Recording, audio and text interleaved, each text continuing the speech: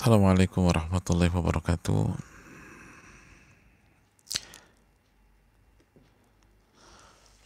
Alhamdulillah hamdan katsiran tayyiban mubarakan fi kama yuhibbu rabbuna wa yarda, wassalatu wassalamu ala nabiyyina Muhammadin wa ala alihi wa sahbihi wa man sara ala nahjihi bi ihsani ila yaumidin wa ba'd.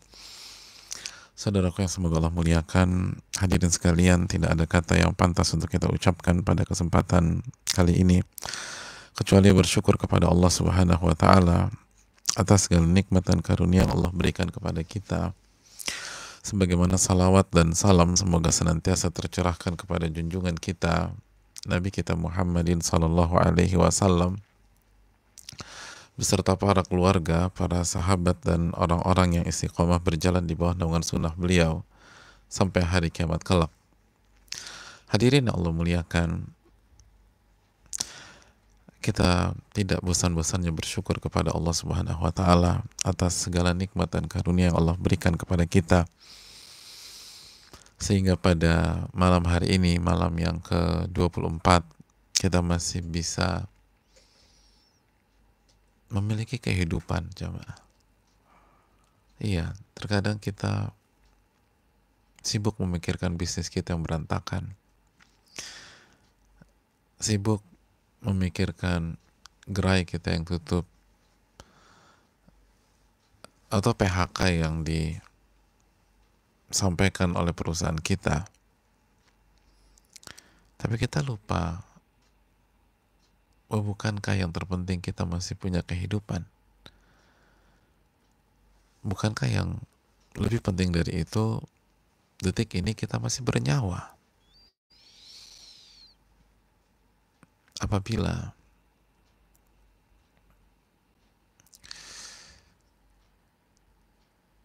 kita mendapatkan info bahwa kita akan mati pada malam hari ini,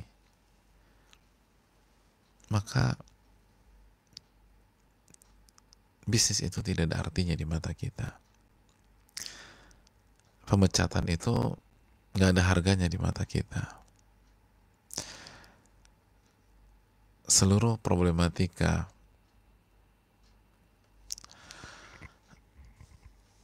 yang kita hadapi terasa ringan di mata kita karena kita punya isu yang lebih besar.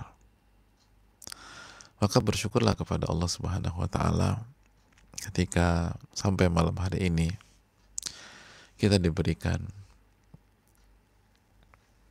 kehidupan oleh Allah Subhanahu wa taala. Dan kehidupan itu bukan sebatas kehidupan. Kita diberikan kesempatan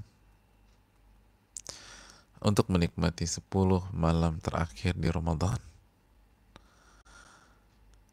10 malam terakhir. Waktu-waktu yang begitu luar biasa.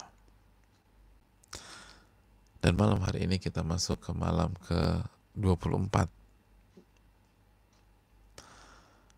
Malam yang ke-24.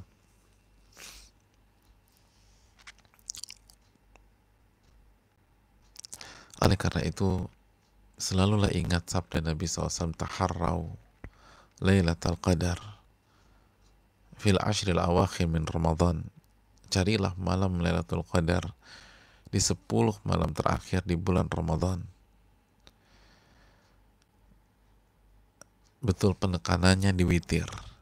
Sebagaimana riwayat fil witri minal ashril awakhir min Ramadan, di witir di malam-malam 10 hari terakhir di bulan Ramadan. Tapi bukankah banyak para ulama mengatakan bahwa bulan genap pun juga punya peluang? Bukankah dalam riwayat Abdullah bin Abbas mengatakan carilah di malam ke-24?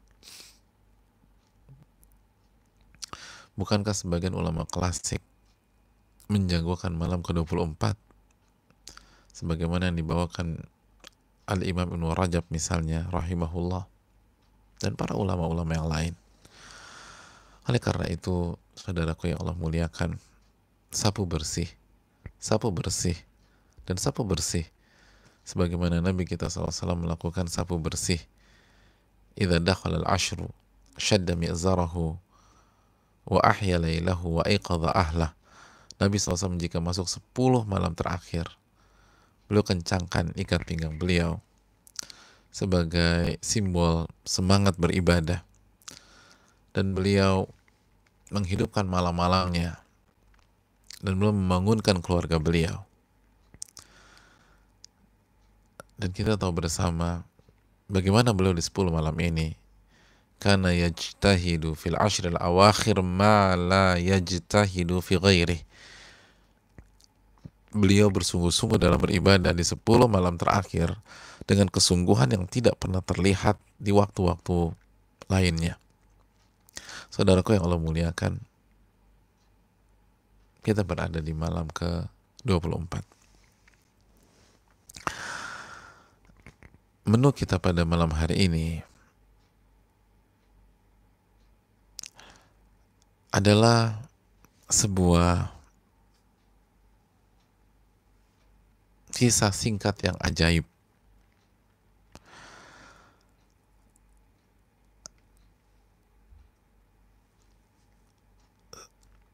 Dan kisah ini sangat real dialami oleh banyak orang di hari ini. Dan mungkin sebagian kita yang menyaksikan kajian ini pernah mengalaminya di masa lalunya. Dan ilmu Allah yang mengetahui.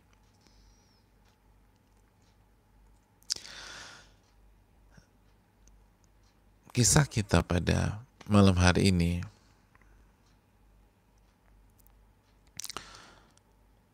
tentang seorang wanita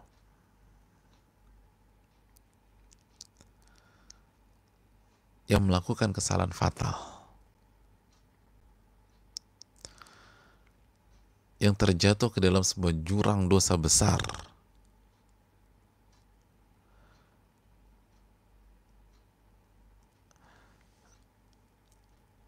dan ini sisi yang membuat kisah ini layak untuk kita dengar, layak untuk kita cermati. Karena seringkali kita ketika mendengar kisah-kisah orang soleh yang dari kecil sampai wafatnya perfect, bukan maksum, tetapi track recordnya Masya Allah, kita kan berkecil hati. Saya kan bukan mereka. Saya punya masa lalu yang parah. Apakah Allah menerima taubat saya? Apakah saya layak untuk mendapatkan Lailatul Qadar? Saya bukan si A, bukan si B, bukan si C, bukan si D. Ya memang dari muda udah baik, dari remaja udah soleh. Saya pendosa. Dan saya pernah melakukan kesalahan fatal. Hadirin yang Allah muliakan.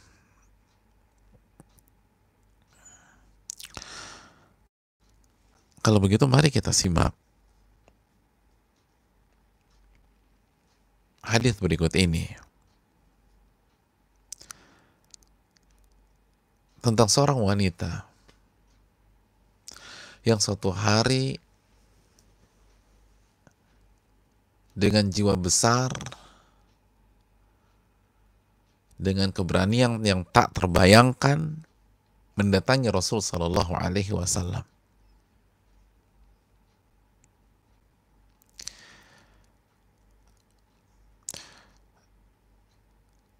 Dalam riwayat dia dari Ghamid, namanya biasa dinamakan wanita Ghamidiyah. Dalam riwayat yang lain, ia adalah seorang wanita Juhainah.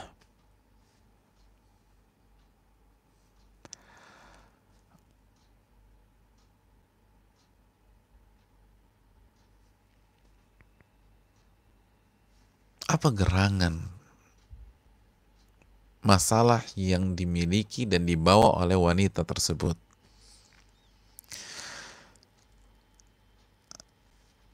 Hadirin yang Allah muliakan,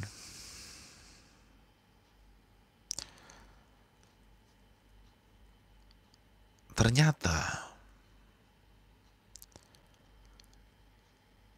dengan keberanian penuh wanita ini menyampaikan kepada Nabi kita Shallallahu Alaihi Wasallam bahwa beliau telah berzina.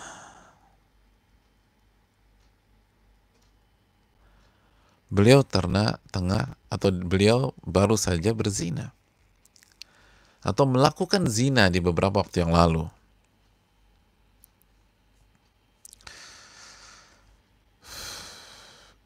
Dan itu disampaikan dengan lisan beliau.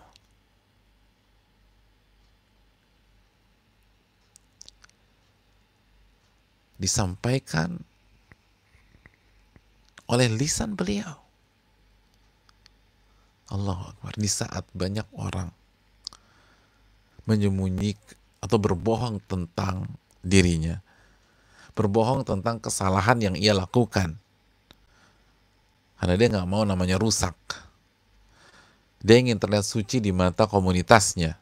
Wanita ini datang tanpa ada paksaan, tanpa ada perintah, tanpa ada ancaman, dan mengatakan dengan apa adanya, ya Rasulullah, saya berzina. Dalam riwayat, tahirni,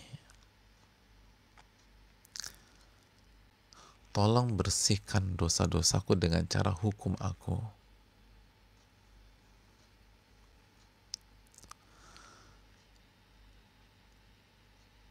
Hadirin yang Allah muliakan, tolong hukum aku.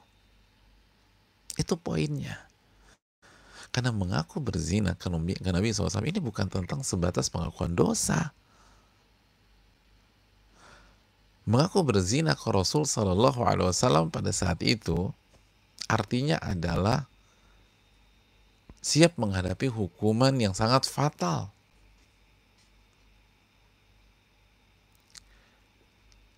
Menghadapi hukuman mati yang bernama rajam.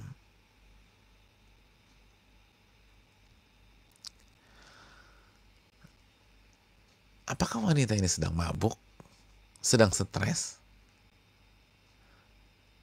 Atau akalnya terganggu? Jawabannya enggak. Ia normal.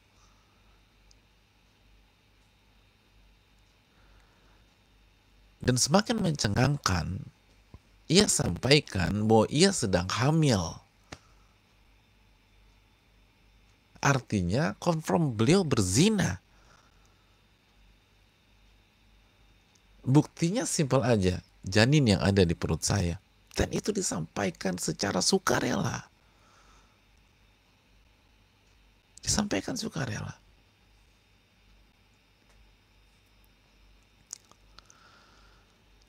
Hadirin yang Allah muliakan, apa yang terjadi? Nabi kita Shallallahu Alaihi Wasallam dalam riwayat memanggil walinya. Walinya siapa ini? Saya mau ketemu sama walinya. Wali itu orang tua atau pihak keluarga yang bertanggung jawab terhadap wanita tersebut. Itu wali dari laki-laki. Lalu kata Nabi, ahsin ilaiha,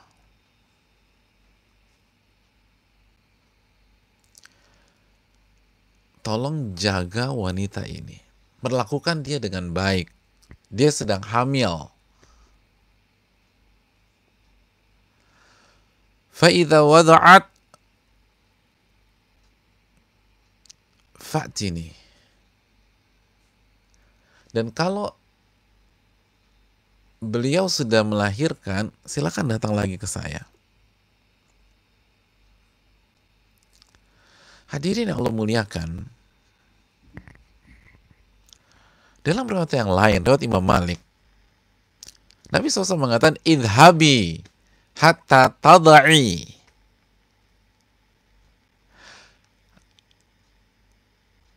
Wahai wanita, pulanglah.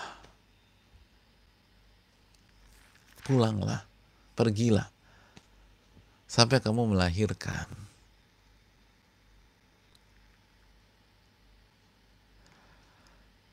Artinya jamaah yang Allah muliakan,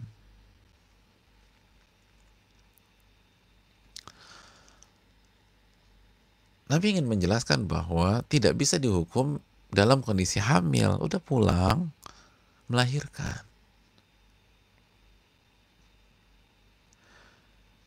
Itu pesan secara tersurat, secara tersirat, udah pulang aja. Dan jangan balik lagi. Taubatlah sama Allah Subhanahu wa Ta'ala. Sebagian ulama mengatakan Nabi berusaha mendelay. Artinya, semoga saat anaknya lahir, wanita ini berubah pikiran. Nggak jadi meminta dieksekusi oleh Nabi SAW. Kenapa? Karena luluh hati dan insting seorang ibunya bermain, melihat wajah mungil bayinya, melihat kepolosan buah hatinya, akhirnya mengurungkan niatnya untuk kembali kepada Nabi SAW untuk dieksekusi dan memutuskan untuk taubat saja kepada Allah Subhanahu Wa Taala dan melanjutkan hidupnya dengan si kecil tersebut. Kenapa jamaah yang Allah muliakan? Karena perlu kita camkan bahwa dosa zina itu tidak perlu melapor. Tidak perlu melapor.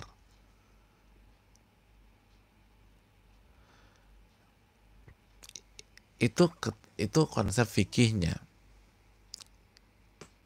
Jika pemerintah menerapkan hukuman bagi pezina, dia nggak perlu lapor. Yang harus dia lakukan adalah dia tutup aibnya, lalu dia tobat kepada Allah Subhanahu Wa Taala dan jangan dibuka-buka lagi. Dan sekali lagi dia tidak perlu lapor ke seorang hakim atau dia tidak perlu lapor ke seorang kepada pengadilan, tidak perlu lapor, cukup bertobat saja kepada Allah Subhanahu Wa Taala. Cukup bertobat saja. Pernah kejadian juga terjadi pada Ma'iz. Ma'iz juga melaporkan bahwa dirinya berzina di hadapan Rasul Shallallahu Alaihi Wasallam.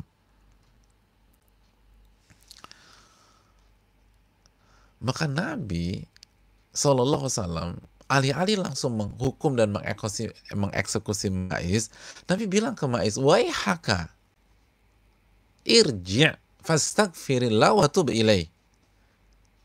Dalam hadis Muslim, kata Nabi SAW, wahai Ma'iz, kenapa lapor-lapor kayak begini? Udah pulang aja. Pulang, beristighfar dan bertobat kepada Allah. Jangan lapor-lapor. Kalau Anda melakukan zina, nggak perlu dilaporkan. Tidak harus dilaporkan. Justru arahan Nabi SAW, istighfar, tobat, dan tutup aibmu. Jangan diceritakan. Makanya Al-Imam Ibnu Hajar, ini pelajaran bagi kita, khususnya bagi kita yang mungkin pernah melakukan kesalahan itu di waktu yang lalu. Jatuh ke dalam zina. Kata Al-Imam Ibnu Hajar, ketika menjelaskan tentang cerita Ma'iz, Ma'iz itu siapa Pak Ustaz? Ma'iz itu kasus lain. Sengaja kita masukkan biar kita ngerti duduk persoalannya. Kenapa Nabi suruh pulang? Padahal dia udah ngelapor, udah ngaku. Kalau bahasa kita udah datang ke kantor polisi. Tapi kenapa disuruh pulang? Karena sekali lagi jamaah sekalian, konsep Nabi SAW begitu ada yang lapor berzina disuruh pulang. Diarahkan untuk pulang dan taubat aja sendiri. Jangan minta dieksekusi.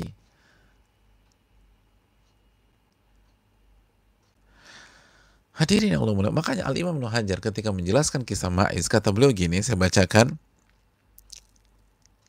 Ma'iz indama aqarra bizina. Ma'iz ketika mengakui bahwa dirinya berzina, annahu yustahab, liman waqa'a fi mithli qadiyatihi an yatuba ilallahi wa yastur nafsahu wa la yadhkur dhalika li ahadin.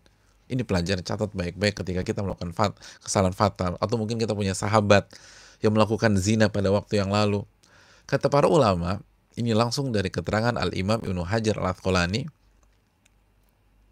disunnahkan atau disukai bagi orang yang terjatuh ke dalam zina seperti Maiz, hendaknya dia bertobat kepada Allah Subhanahu wa taala. Udah tobat sendiri aja. Lalu ia tutup aibnya dan jangan ia ceritakan ke siapapun. Jangan dia ceritakan ke siapapun. Kecuali juga ada alasan syar'i dan itu anomali. Hukum asalnya jangan cerita. Jangan cerita. Tutup deh. Melakukan zina, tobat kepada Allah. Lalu tutup aib kita. Lalu jangan cerita. Dan kata Imam Ibnu Hajar, dan inilah pandangan baku Al-Imam Asy-Syafi'i rahimahullah. Beliau mengatakan, uhibbu liman asaba dzanban fasatarahullahu alaihi an yasturahu ala nafsihi wa yatubah. Aku menyukai jika ada seseorang melakukan dosa, lalu Allah tutup aibnya, Allah tutup kesalahannya, nggak terbongkar, maka hendaklah dia tutup aibnya tersebut, dia tutup dosanya, dia tutup zinanya, dan dia bertobat kepada Allah. Dan jangan diceritakan ke siapapun. Jangan diceritakan, tutup deh.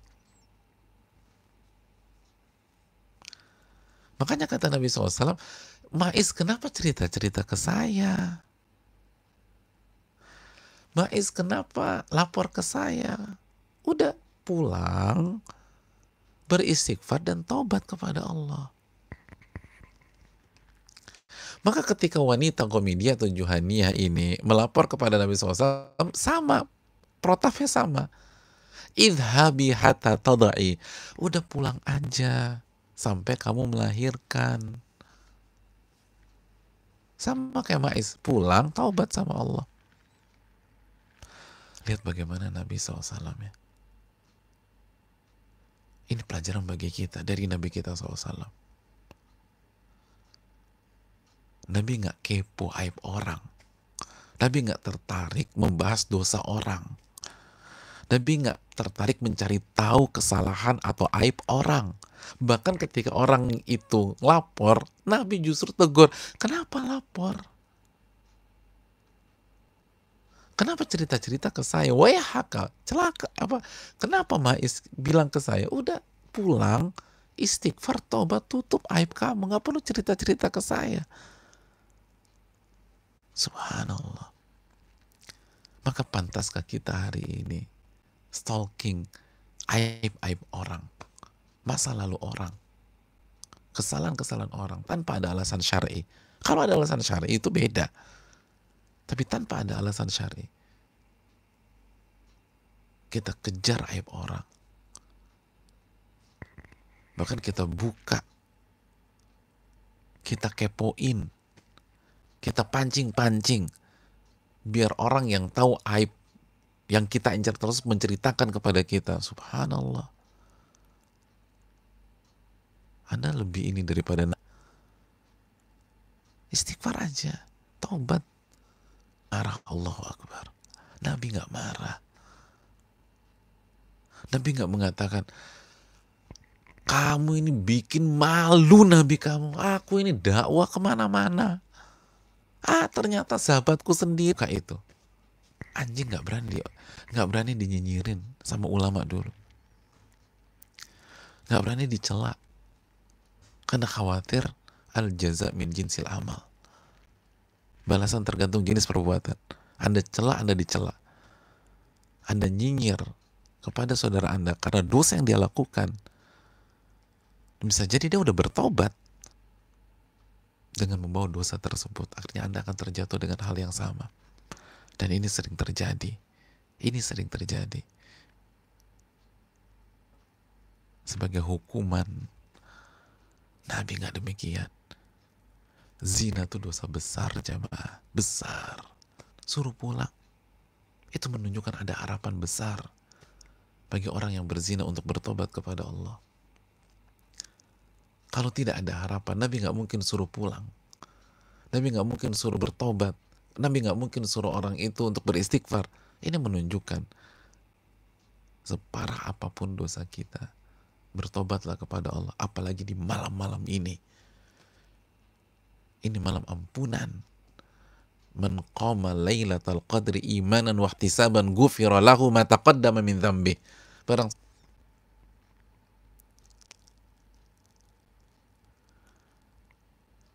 walaupun banyak ulama mengatakan secara umum ini berkaitan dengan dosa kecil, tapi kalau kita taubat, seluruh dosa kita diampuni oleh Allah Subhanahu wa taala. Qul ya ibadiyalladzina asrafu ala anfusihim la taqnatu min rahmatillah. Katakan kepada hamba-hambaku yang melampaui batas, jangan putus asa dari rahmatku. Innallaha yaghfiru dzunuba jami'a. Allah mengampuni dosa, seluruh dosa-dosa jika hambanya bertobat. Surat Az-Zumar ayat 53. Kita lanjutkan jamaah.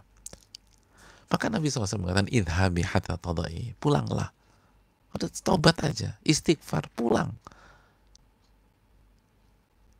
Sampai engkau melahirkan. Masih ingat tadi maksudnya? Maksudnya semoga begitu melahirkan, lalu melihat langsung bayi mungil tersebut, si wanita ini mengurungkan niatnya untuk minta dieksekusi. Itu harapan Nabi SAW. Itu harapan Nabi SAW. Lihat betapa baiknya Nabi SAW. Beda dengan kita. Padahal kita juga pendosa jamaah. Tapi menuntut kesempurnaan dari orang lain.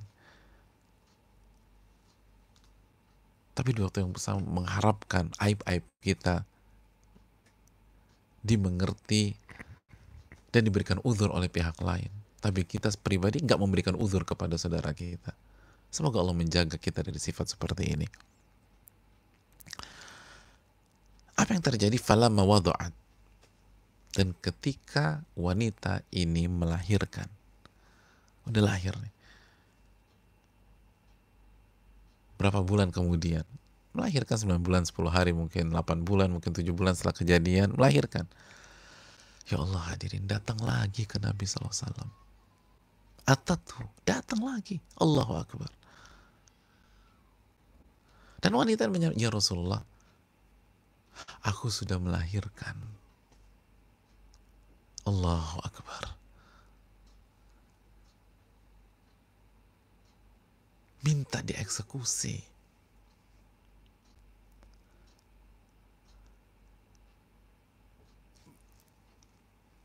Wajah lucu bayi mungilnya tersebut tidak cukup untuk menghilangkan perasaan dihantui dari dosa zinanya itu. Minta dieksekusi. Saya udah, padahal nggak ada yang mewajibkan dia balik lagi. Itu trik Nabi SAW. Faqala laha. Maka Nabi SAW melanjutkan, idhabi hatta turdi'i. Kata Nabi SAW, oh udah melahirkan. Udah ya Rasul. Kalau begitu sekarang pulang lagi. Loh kok pulang lagi? Pulang lagi, lalu susui bayimu itu. Nanti pulang, susui bayimu. Kalau kamu dieksekusi, siapa yang nyusin bayimu itu? Dia kan butuh ASI. Ya Allah, Nabi kita SAW, Nabi Rahmah, Nabi yang sangat sayang sama umatnya. Nabi yang mikirin itu baik gimana nanti kalau ibunya dieksekusi.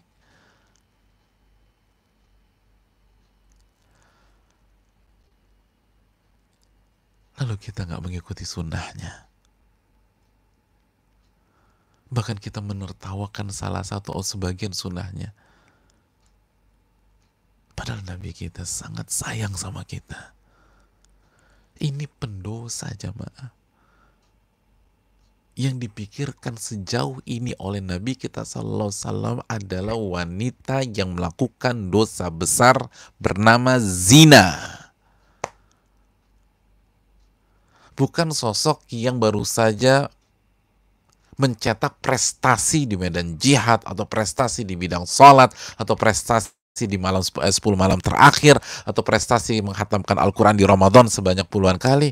Ini jatuh ke dalam zina.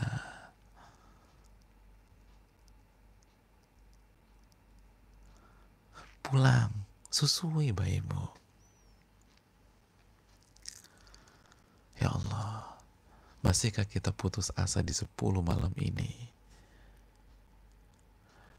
Masihkah kita pelit membaca Allahumma innaka afuwun tuhibbul afwa fa'fu anni?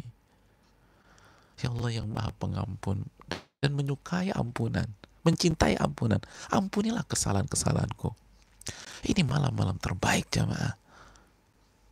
Ini 10 malam terakhir, minta ampunan kepada Allah. Nabi suruh pulang, udah pulang. Maksud Nabi itu udah pulang, tobat lagi aja sendiri, susui. Harapan Nabi SAW, semoga wanita ini setelah menyusui bayinya selama 2 tahun, 2 tahun kita tahu, menyusui 2 tahun. Selama 2 tahun, niscaya wanita ini akan berubah pikiran. Tidak minta dieksekusi lagi, nggak datang lagi, dan dia akan hidup dengan anaknya, melanjutkan kehidupannya. Karena selama 2 tahun pasti banyak yang terjadi. Pasti hari-hari itu dipenuhi dengan canda tawa, kebahagiaan, kehangatan, peluk, dan senyum. 2 tahun. Kita nggak suka sama anak kecil. Lu hidup 2 tahun sama anak kecil, itu bisa jadi cinta mati loh. Gimana lucunya anak kecil, menggelikannya mereka itu. Awalnya kita nggak suka, ini apa sih nih anak kecil tuh bikin ribet, tau nggak? Kita hidup setahun sama anak kecil, jadi sayang tuh. Ya lucu banget itu anaknya. Itu bukan anak kita, ini anaknya. Nabi berharap 2 tahun. Maka si ibu akan mengurungkan, lalu ia bertobat, lalu ia tutup, lalu ia lanjutkan kehidupannya. Falamma arda'at atathu, setelah 2 tahun disusui, Allahu Akbar, wanita ini datang kembali ke Rasul Sallallahu Alaihi Wasallam. Subhanallah, datang lagi 2 tahun, datang lagi ke Nabi SAW. Tahir nih, ya Allah sucikan aku, ya Rasulullah, bersihkan aku dari dosa ini. Datang lagi. Keindahan hidup selama 2 tahun tetap tidak bisa menghilangkan ketakutannya tentang azab Allah Subhanahu wa Ta'ala. Allahu Akbar. Apa kata Nabi SAW?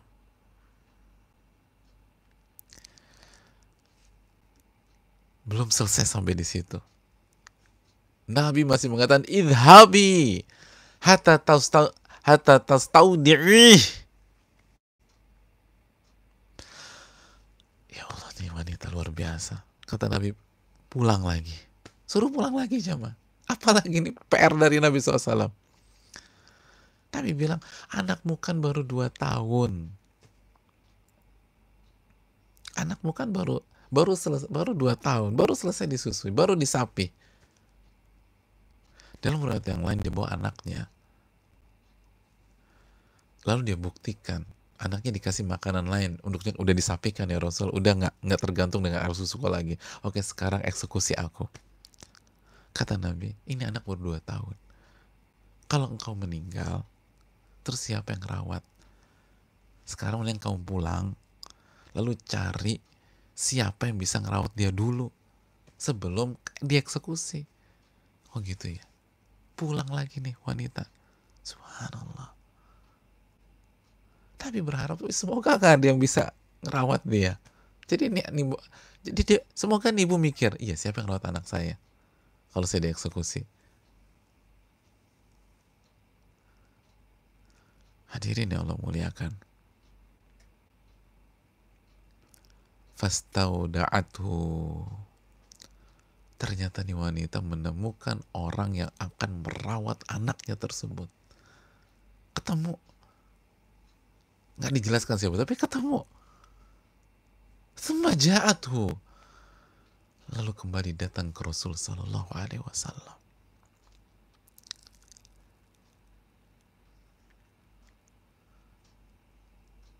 Datang ya Rasul, saya ketemu ya Rasul. Alhamdulillah ketemu. Sadar nggak sih kita ketika wanita ini berkali-kali datang, ya Rasul, saya udah melahirkan ya Rasul. Itu artinya apa? Itu artinya maut. Terus datang lagi ya Rasul, alhamdulillah saya udah nyusuin dan sudah saya sapi. Itu artinya apa? Artinya maut. Lalu balik lagi, alhamdulillah ya Rasul, udah ada yang ngerawat dia ya Rasul. Itu artinya apa? Menghadapi kematian. Maka tidak ada alasan lagi buat Nabi Sallallahu Alaihi Wasallam. Udah mentok nih, udah mentok.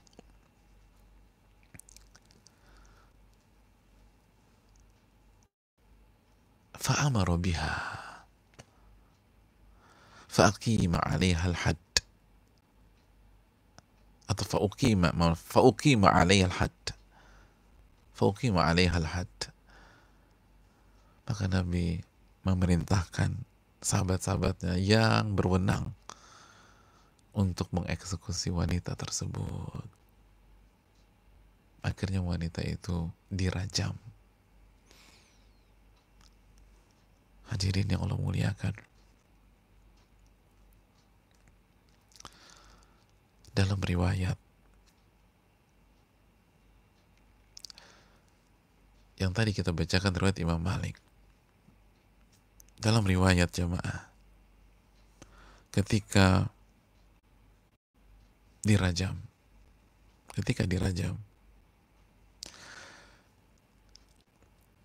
darah wanita tersebut terciprat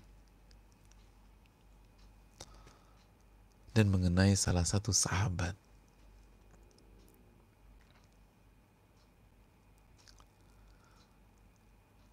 Lalu sahabat tersebut secara spontanitas mencela wanita itu.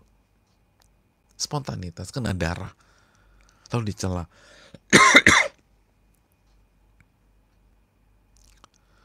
Lalu celaan itu, kalimat yang kurang enak itu, sampaikan di telinga Nabi Sallallahu Alaihi Wasallam.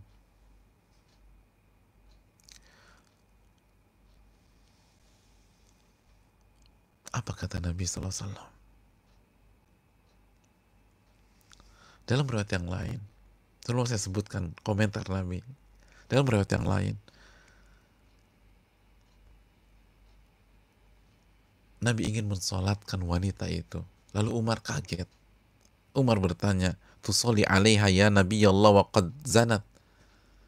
Wahai Nabiullah, engkau ingin mensolati wanita tersebut sedangkan ia telah melakukan dosa zina dan ia telah dieksekusi? Maka Nabi menyampaikan, laqad tabat taubatan law qusimat atau law qusimat ala sab'ina min ahlil Madinah lawasi'athum.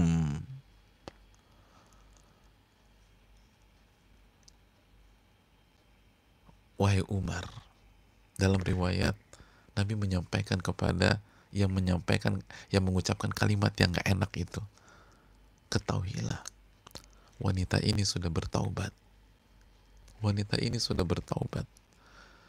Kalau taubatnya dibagi-bagikan ke 70 sahabat di kota Madinah, maka seluruh 70 orang tersebut akan kebagian taubatnya.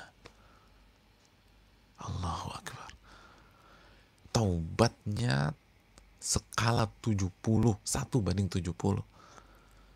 Kalau tobat yang satu orang ini dibagi-bagikan ke 70 sahabat. 70 sahabat. Bukan 70 orang kayak kita yang pendosa. 70 sahabat di kota Madinah.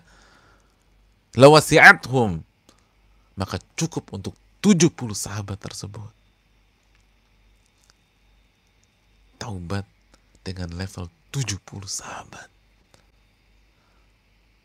Wahal wajadta taubatan afdal min anjadat binafsiha lillahi ta'ala.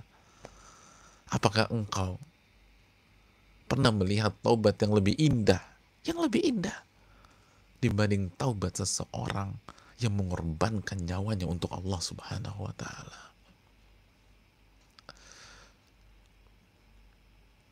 Gak ada taubat yang lebih indah itu, kata Nabi.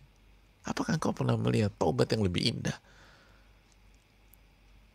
dari taubat seseorang yang rela mengorbankan segalanya untuk Allah Subhanahu wa ta'ala? Wanita ini memang dia berzina, memang dia melakukan kesalahan fatal, tapi ia udah bertobat. Disuruh pulang, balik lagi. Suruh pulang nyusuin, balik lagi setelah menyusui. Suruh pulang untuk cari yang rawat, balik lagi.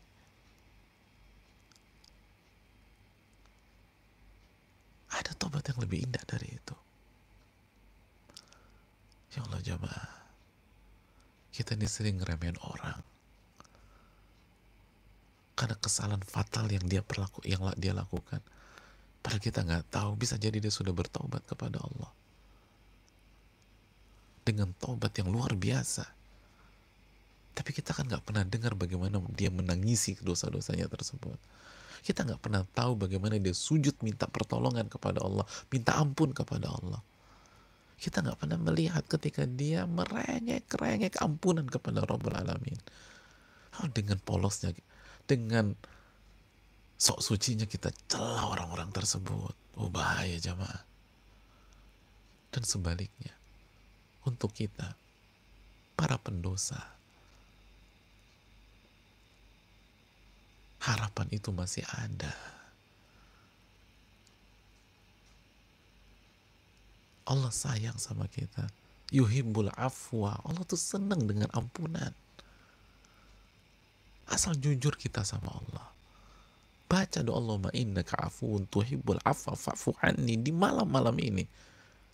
Minta pertolongan. Lihat wanita. Terapkan spirit wanita ini. Sebagaimana yang tadi kita jelaskan. Dosa zina tidak harus lapor. Bahkan yang hukum asalnya lebih disukai untuk menutup dan tobat langsung sama Allah. Tapi wanita ini punya hak untuk memilih jalan yang berbeda. Itu hak dia. Kita ambil spiritnya. Jujurkah kita dalam bertobat kepada Allah? Jujurkah kita pada saat kita meninggalkan masa lalu kita? Kenapa kita balik lagi? Ini wanita jujurnya luar biasa. Disuruh pulang, balik lagi. Disuruh pulang, balik lagi. Disuruh pulang, balik lagi.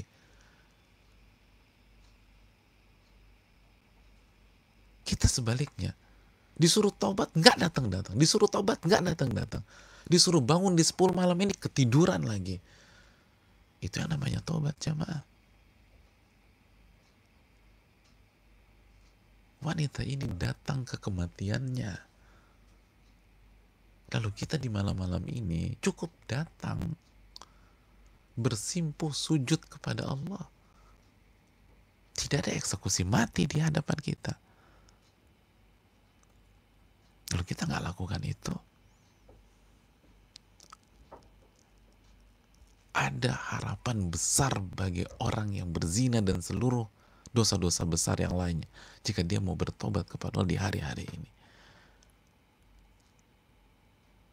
Malulah kita kepada wanita tersebut kalau kita nggak semangat di malam-malam ini.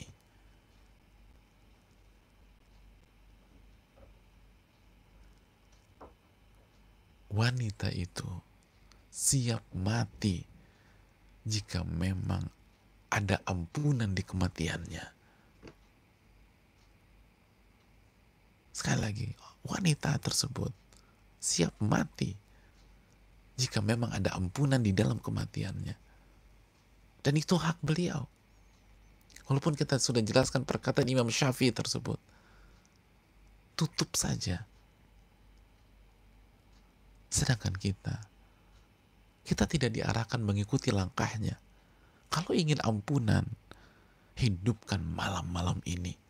Ghufirallahu ma taqaddama min dzambi. Barang siapa yang menghidupkan malam Lailatul Qadar, Allah akan ampuni dosa-dosa yang telah lalu. Adapun kita tidak harus mengikuti langkah wanita tersebut. Kita cukup mengucapkan Allahumma innaka afuun tuhibbul afwa fa'fu anni. Kita nggak dieksekusi, kita cuma meneteskan air mata. Kita cukup menyesal, kita cukup mengemis, minta ampun sama Allah. Minta ampun sama Allah. An-nadamu taubah, kata Nabi SAW.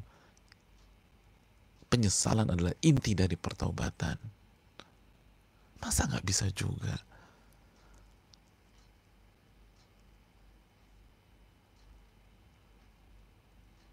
Bagi para laki-laki, Anda kalah dengan wanita ini. Ini wanita. Bagi para wanita, teladanilah wanita tersebut. Ambil spiritnya.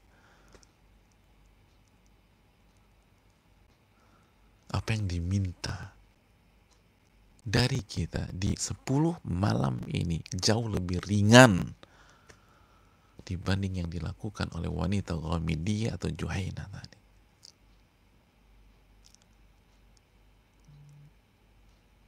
Subhanallah. Ini yang perlu kita camkan jamaah yang Allah muliakan.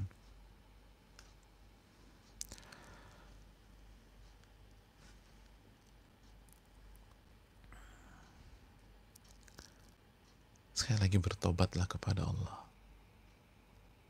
Dan bagi yang melakukan dosa zina di masa lalu, jangan cerita ke siapapun. Makanya jamaah,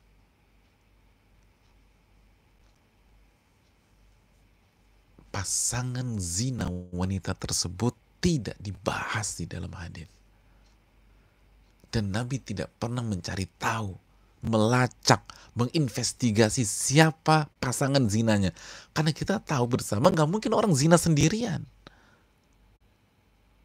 Nggak mungkin orang zina sendirian.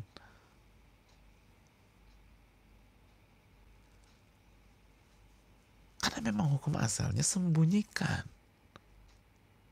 Dan taubatlah langsung kepada Allah.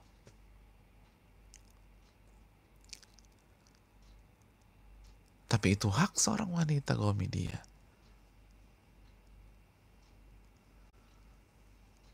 Allah Ar-Rahman Ar-Rahim, saudaraku. Nabi kita Nabiur Rahmah. Bil mu'minina rahimah. Sayang sama orang-orang beriman. Dan malam-malam ini, malam-malam harapan. Jangan ada yang putus asa di malam-malam ini.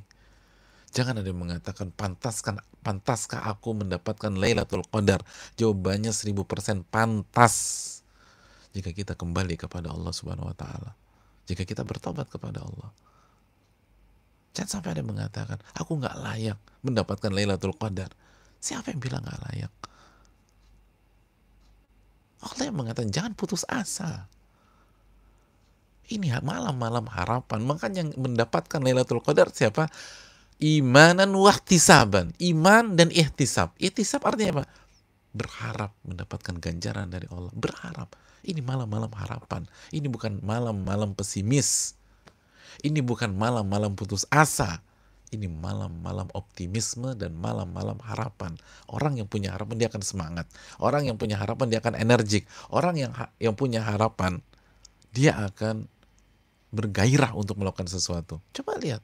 Orang yang punya harapan. Orang yang punya harapan menang tender, gimana? Gayanya gimana? Bosan. Orang yang punya harapan akan diterima di PTN yang dia cita-citakan. Lihat gimana ekspresinya.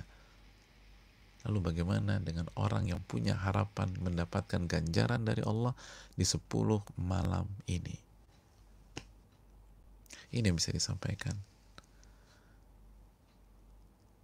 malam 24 jamaah. Jangan ambil resiko. Nabi bersungguh-sungguh di 10 malam terakhir. Betul ada yang ditekankan, tapi bukan juga disia-siakan. Bedakan antara menekankan beberapa malam dengan menyia-nyiakan sebagian malam.